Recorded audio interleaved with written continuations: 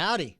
Welcome back to Let's Talk Texas, the official podcast of the Texas House Republican Caucus. I'm your host, Jordan Overturf, the communications director for the caucus, bringing to you another female member, wrapping up our series on Women's History Month and our special mini-series of the hashtag Red Dress Caucus.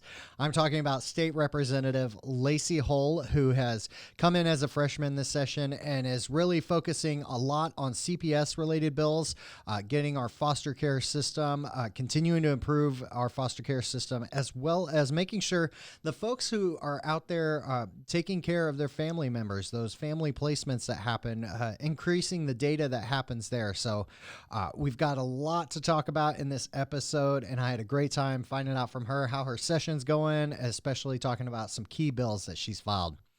I'm going to get out of the way. Let's talk Texas.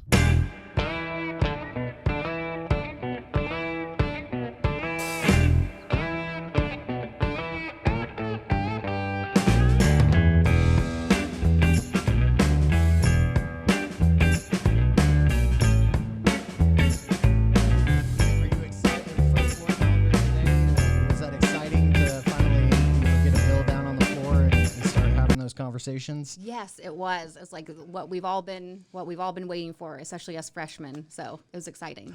So I guess what is that freshman perspective like? You know, when you have that first opportunity on the floor, bills are down there. You know, is it a rush? Are you filled with energy and excitement? Yes, definitely. It was really exciting today, and obviously as session goes on, we hear more bills and record votes, and yeah, I'm really excited. Well, I mean, this is the part of session where, you know, members, they hit their stride, you know, committees are running full bore and all that stuff. So I imagine everyone's pretty excited to be back to work, like almost feels normal for us returning folks. Exactly. Yeah.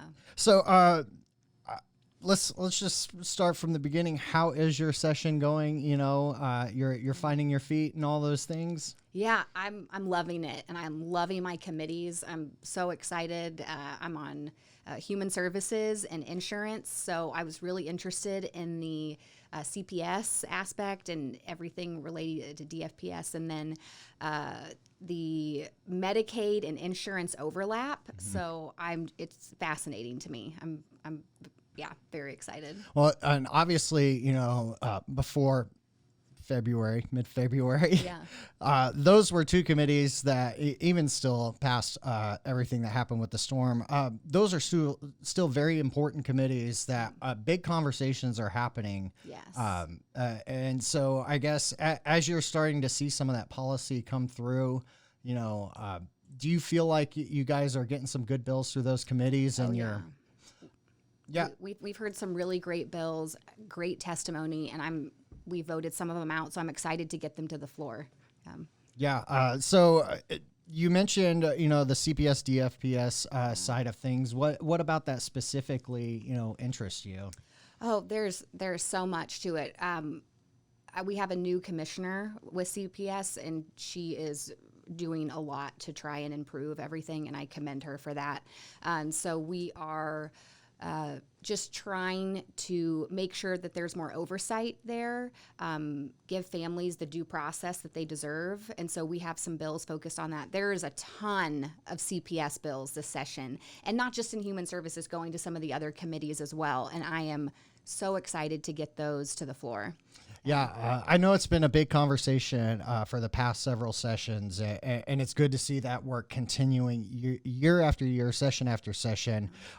You know, you never want to see anyone rest on their laurels, especially when it comes to protecting our kids. Oh, yeah. I mean, that's one of the big problems is we have children that are left in these horrible circumstances when they should be removed, and then we have children that are taken from perfectly loving homes, and those are the two situations what we are trying to prevent. Yeah, absolutely.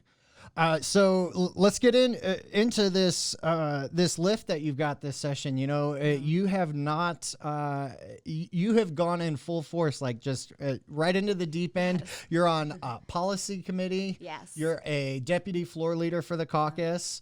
You've got these 2 huge committees you're serving on, and then add to it, you've got some pretty substantial legislation you're supporting this session. Correct? Yes. One of my big one that is like my number one goal is John and Joseph's Law. Okay. That's HB 1419. Perfect. And that all came from the campaign when I was block walking. Knocked on this man's door named David Fritz, and he told me the most heartbreaking story of how the next day after I met him, the very next day, he was going to exhume the body of his missing son, Joseph. Wow. And he spent 2 years searching for his son. And the way he explained it was that his son's body was found 2 days after the missing persons report was filed, but all of that data and then his son's body and everything was not put into NamUs, which is the national or federally funded database for missing persons and unidentified bodies. Had they done that, he would not have spent 2 years searching for his son. And it would have saved a lot of time, money, and resources for all the agencies involved. So this bill will require law enforcement, medical examiners, and justice of the peace to input that data into NamUs. There is no cost to the state, and it will help match up the missing persons with the unidentified bodies to help save these heartbroken Texas families, just to give them some closure in the horrible situation that they're going through. Yeah. So did he explain what the circumstances were? I'm just, because I had someone that I knew in Hurricane Harvey who suffered from dementia and went missing. And it was several days before they finally located him, obviously through a tragic circumstance. But whether it's natural disasters, you get silver alerts and things like that.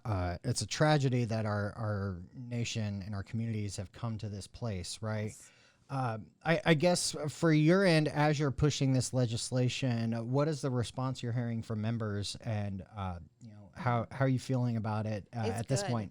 Yeah, really good. People are loving it. I've had several people joint author, and more people are starting to co-author. It's great. People are loving it. And we had a really great bill layout in Homeland and getting great reception. And we worked really hard with the law enforcement agencies, medical examiners, and the justice of the peace, different agencies and groups, just to make sure that everyone was on board with the language. And so we haven't had any opposition, and people... the members seem to be loving it, so I'm very hopeful. So before we get into some of your other bills, this one sounds like something that had a lot of lift on it beforehand.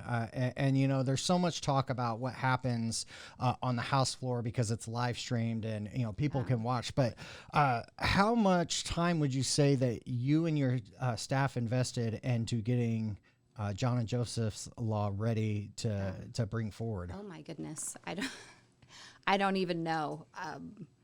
Gosh, hours and hours and hours and hours. A ton of time. My staff and myself spent a lot of time to, whether it was talking with the different agencies, getting the bill language, talking to other members, a ton of time.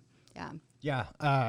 And so you now have to multiply that times all of these bills that you filed. How many have you filed for the session? Gosh, I think it's 16. Okay. 16. So, that's a bold start for sure for a freshman. So what are some of the other bills that you're putting forward this session? One of the other big ones, we're calling it No Kids in Cuffs, and very excited about that. And it's to help, the mental health of police officers, because police officers do not want to put children in cuffs. Mm-hmm. And so it's to help them, and then to help the children, really that school to prison pipeline, to where they cannot arrest or put children in cuffs under the age of 10 at school or any school activity. Now, there is an exception if the child is a threat to themselves or others. We did have to allow for that exception.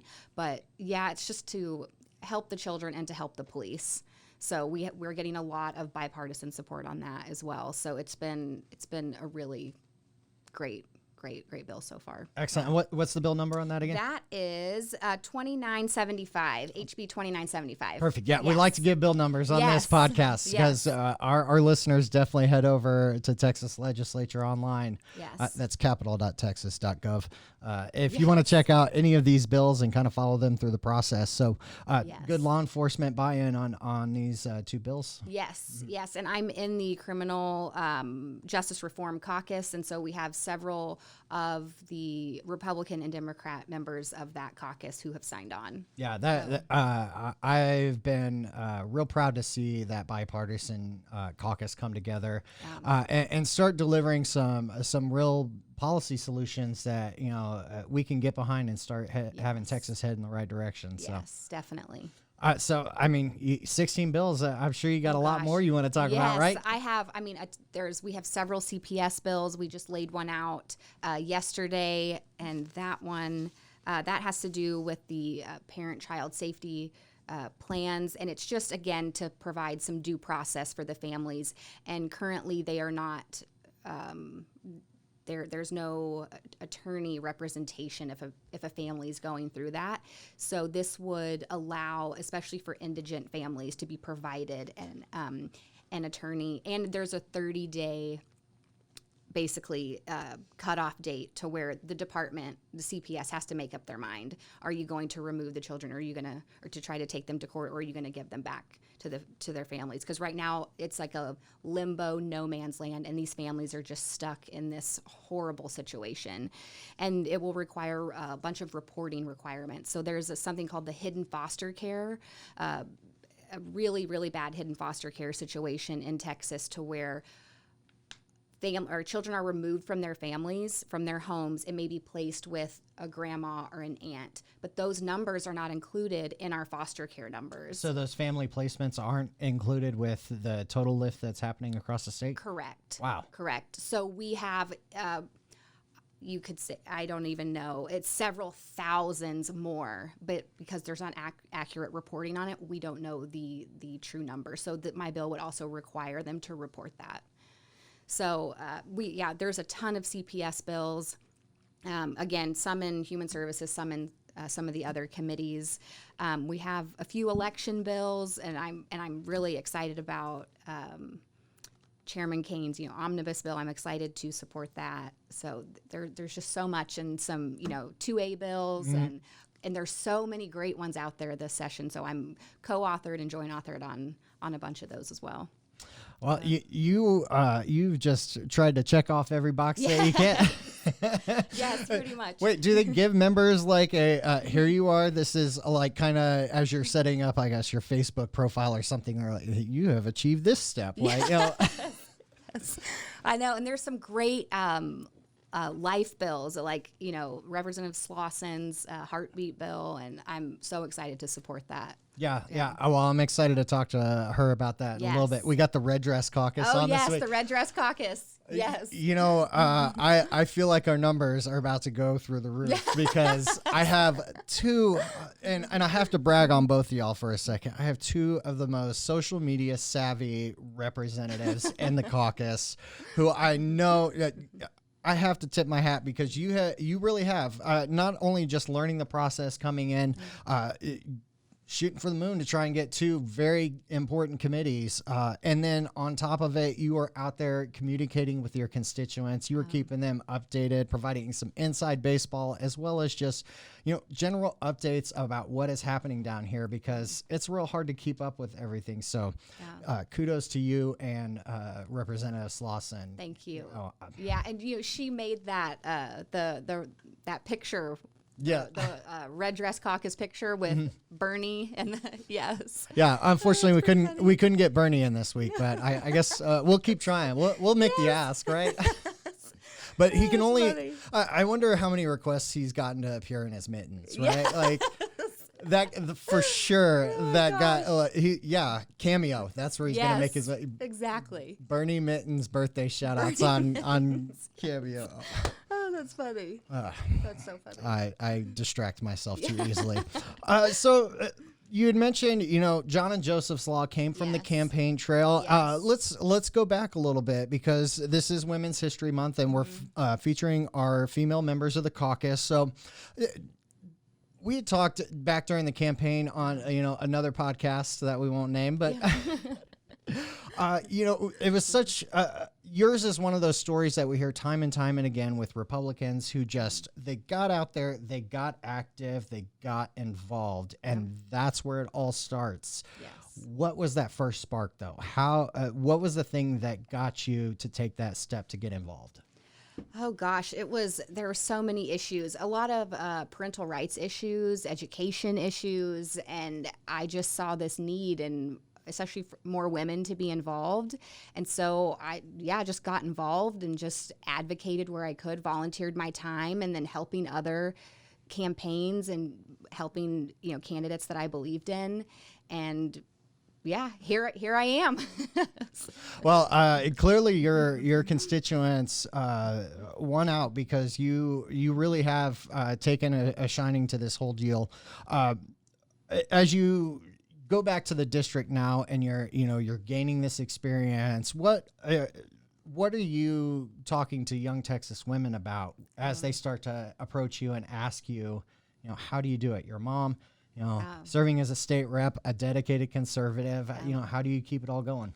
I mean, well, first, my son loves this. He thinks it's so awesome, and he just loves coming here, and so he thinks it's so great. And he helped me during the campaign, so I think that's a big part of it, especially with kids, involving them. And what a great civics lesson! So just teaching them. I mean, he block walked with me and all of that. So I think that's a big part of that, is just involving the kids, and especially as moms, we care about, like I was saying, parental rights issues and education issues, life issues, all of that. So we just need more women to just step up and do it. I mean, Shelby and I came in this session, so I hope next time we have more Republican women. So. Yeah, I can think of a few names. Yes. Some candidates out there. I know. I'm sure it's the same ones I'm thinking of. So, We'll talk about that later. But Sure. I don't know. There's always, obviously the other side of the aisle, tries to really claim the female leadership mantle and things like that. But it's not for lack of Republican women getting out there trying, right? They're on the ballot. Yes. So for you, does it feel like a boys' club up here, or obviously you're right in the middle of it, filing big bills, big committees. So, I mean, it's great up here, and everyone's been wonderful, and it's been great. See, no fear, right?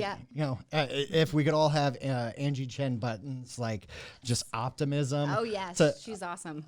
Oh my gosh, yeah. So I guess as you look ahead at what's coming, we've got a budget night that'll be coming pretty soon, and a lot of talk about a special session as we wait on the numbers to come back from the census. So for you, this being your first session, how are you managing time in terms of just making sure you are getting that family time, but also, taking on all this stuff to prepare for your committee assignments, now floor calendars, all that? Oh yeah. I mean, there's a balance, but it's been great. And my son comes up here a lot, and so it's been really wonderful. And I mean, I know those really long nights are coming, but you just go with the punches. So I'm excited. That is that's great to hear. So any other legislation that's coming up that you're kind of keeping your eye on, or you're starting to maybe consider some amendments for, things like that? Oh, I mean, there's so many. There a bunch of the election bills I'm really excited about.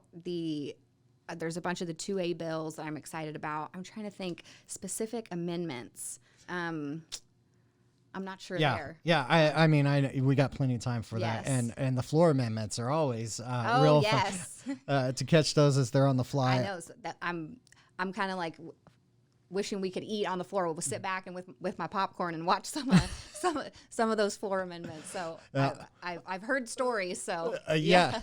Well, and especially budget night. We'll see how late it goes. But then I'm sure some more contentious bills will start to make their way to the floor. I'm sure.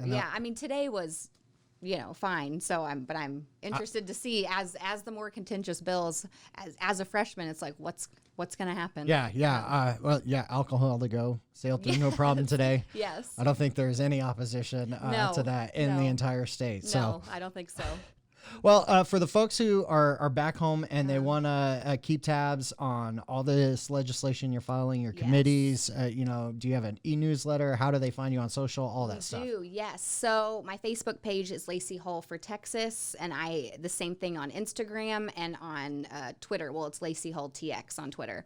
And then through the House website with the phone number and all of that. And you can sign up if you contact us through the website, then we can sign you up for the e-newsletter. Perfect. Yeah. And if you want to find all that stuff together, you can actually go to texashousecaucus.com/our-members, where you can look up Representative Hull. You can find all her social media, her district website, her campaign website.